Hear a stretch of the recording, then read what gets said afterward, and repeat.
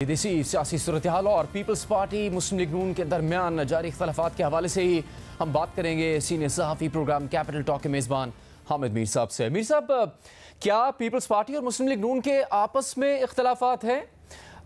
या फिर किसी और से इख्तलाफ है जो इस सूरत में सामने आ रहे हैं हमारे? बहुत शुक्रिया जुनेद भाई, आपने बड़े सादा अंदाज में बहुत ही खूबसूरत लेकिन चुभता हुआ सवाल किया है और इसका जवाब जो है वो बहुत सीधा सादा जवाब है कि बिलावल साहब नाम तो मुस्लिम लीग नून का ले रहे हैं लेकिन सुना किसी और को रहे हैं, क्योंकि लेवल प्लेइंग फील्ड जो है वो मुस्लिम लीग नून ने तो नहीं ना देनी, वो तो या इलेक्शन कमीशन ऑफ पाकिस्तान ने देनी है या फिर किसी और ने देनी है, जिससे कि असल में इस वक्त बिलावल साहब का फड्डा चल रहा है। तो मेरा ख्याल ये है कि वो जुल्फ़िकार अली भुट्टो साहब के नवासे हैं और शहीद मोहतरमा बेनज़ीर भुट्टो के बरखुरदार हैं, तो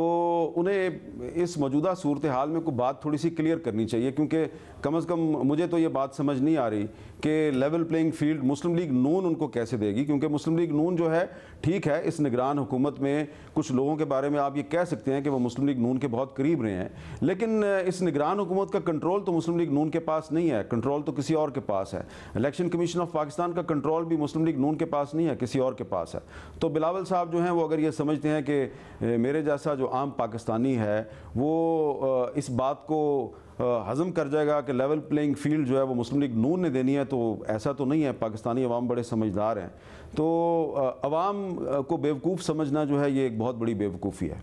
हामिद मीर साहब, जो पीपल्स पार्टी के बयानात हैं पिछले कुछ हफ्तों में, ऐसा महसूस होता है कि कुछ कहना भी चाह रहे हैं और कह भी नहीं पा रहे, एक खामोशी सी महसूस होती है। ये क्या गुड कॉप बैड कॉप की पॉलिसी है? एक दिन तो लोग हैरान रह गए कि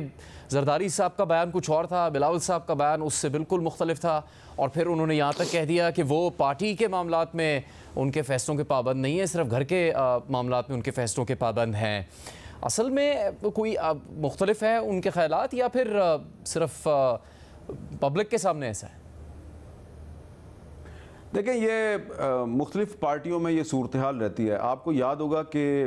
ये गुड कॉप और बैड कॉप वाली जो बात है, ये जब तहरीक इंसाफ की हुकूमत थी तो उस वक्त भी ये बात होती थी कि प्राइम मिनिस्टर इमरान खान साहब जो हैं वो अमेरिका पे खुल के तनकीद करते थे और शाह महमूद कुरैशी साहब को दरमियानी रास्ता निकालते थे, तो कहा जाता था गुड कॉप बैड कॉप। इसी तरह मुस्लिम लीग नून में कहा जाता है कि जी नवाज शरीफ साहब की एक पॉलिसी है और शहबाज शरीफ साहब की दूसरी पॉलिसी है, गुड कॉप बैड कॉप। इसी तरह पीपल्स पार्टी में भी अब ये कहा जा रहा है कि बिलावल साहब एक बात करते हैं, जरदारी साहब दूसरी बात करते हैं, गुड कॉप बैड कॉप। तो ये पाकिस्तान की सियासत का एक हिस्सा है। लेकिन मैं ये समझता हूँ कि इस वक्त जो बिलावल साहब जिस टोन में गुफ्तगू कर रहे हैं और जो बहुत सी वजूहात जिनका मुझे तो पता है लेकिन वो उन वजूहात को सामने नहीं ला रहे, वो बड़ी उनके ख्याल में बड़ी जेन्युइन वजूहात हैं और उनकी नाराज़गी असल में मुस्लिम लीग नून के साथ नहीं है। उनकी नाराज़गी उन लोगों के साथ है जिन लोगों ने कुछ इलेक्टेबल्स को पीपल्स पार्टी की बजाय मुस्लिम लीग नून ज्वाइन करने के लिए कह दिया, और उसमें कुछ इलेक्टेबल्स ऐसे भी थे जो पहले पीपल्स पार्टी के साथ वादा कर चुके थे, उनको कमिटमेंट दे चुके थे कि जी हम पीपल्स पार्टी में शामिल हो जाएंगे, लेकिन बाद में उनसे ये कहा गया कि आप पीपल्स पार्टी में नहीं जाएंगे, आप मुस्लिम लीग नून में जाएंगे। तो ये एक सीधा साधा सा एक सियासी फड्डा है जिसमें बिलावल साहब खुल के किसी का नाम नहीं ले रहे और मुस्लिम लीग नून को कोस रहे हैं, लेकिन जो बड़ा लीडर होता है वो इस तरह की बात नहीं करता, वो थोड़ा रिस्क लेके सीधी बात करता है। और अगर आप मौजूदा हालात में भी सीधी बात नहीं कर सकते तो फिर कब करेंगे? हामिद मीर साहब, बिलावल भुट्टो का ये कहना कि अगर लेवल प्लेइंग फील्ड ना मिली तो जरदारी साहब से कहूँगा मेरे बंदे हाथ खोल दें, इससे क्या मुराद है और फिर क्या होगा इसके नतीजे में?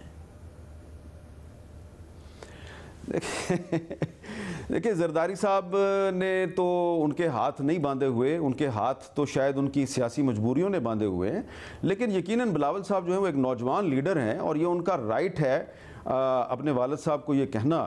बिल्कुल उनका राइट है कि मैं पाकिस्तान पीपल्स पार्टी का चेयरमैन हूँ। आपने मुझे मुस्लिम लीग काफ का या इस्तेकाम पाकिस्तान पार्टी का चेयरमैन क्यों बना दिया है? तो अब पीपल्स पार्टी जिसकी तारीख जो है वो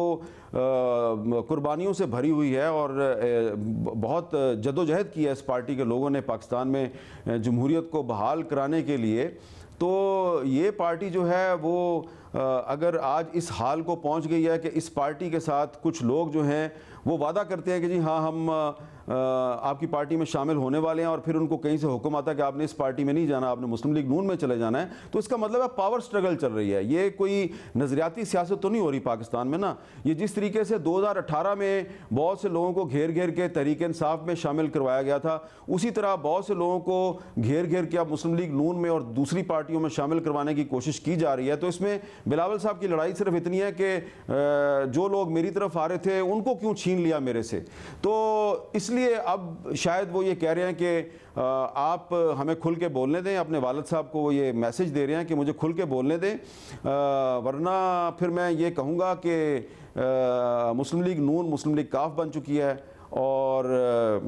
मेरा ख्याल है कि अगर उनको अगर वालिद साहब ने उनकी बात ना सुनी तो शायद वो यकीनन कोई सख्त बात कर सकते हैं आने वाले दिनों में। मीर साहब, जो आपने हालात का भी जिक्र किया, इन हालात में आपको क्या लगता है कि नवाज शरीफ वापस आएंगे जैसे उन्होंने ऐलान कर रखा है, और फिर उनकी जमात के रहनुमाओं की तरफ से ये कहना कि पहले इशारा साबिक आर्मी चीफ की तरफ करना कि वो जा चुके हैं, फिर